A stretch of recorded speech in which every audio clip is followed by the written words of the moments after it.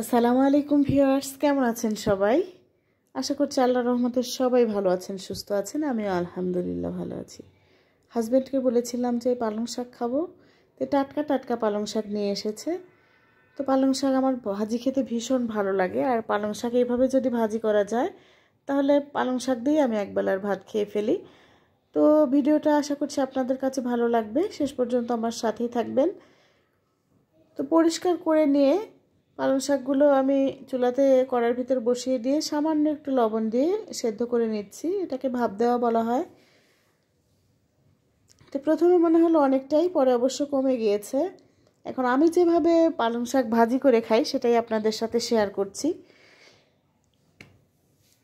তো পালং শাকগুলো সেদ্ধ করা হয়ে গেছে। এখন আমি চুলাতে ওই কড়াইটাই বসিয়ে দিলাম, তার ভিতরে দিয়ে দিলাম পেঁয়াজ, রসুন আর কাঁচামরিচ। এগুলো এখন ভালোভাবে ভেজে নেব। আর পালং শাক ভাজি করতে পেঁয়াজ রসুন একটু বেশি করে দিলে বেশ ভালো লাগে খেতে।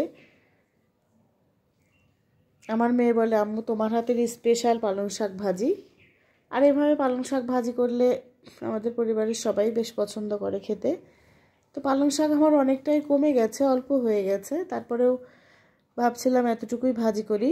পালং শাক আমার 1 কেজি নিয়ে এসেছিলো, আমি খানিকটা রান্না করেছি আর অল্প করে ভাজি করছি আমার জন্য, কারণ পালং শাক ভাজি আমার খুব পছন্দ। তো দেখতেই পাচ্ছেন সামান্য একটু হয়ে গেছে পালং শাকগুলো।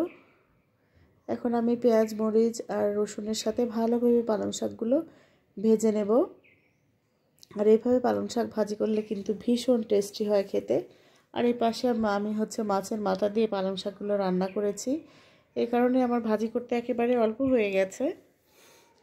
তো আমার এই পালং শাক ভাজির রেসিপিটা যদি ভালো লাগে তাহলে অবশ্যই আপনারা একবার ট্রাই করবেন।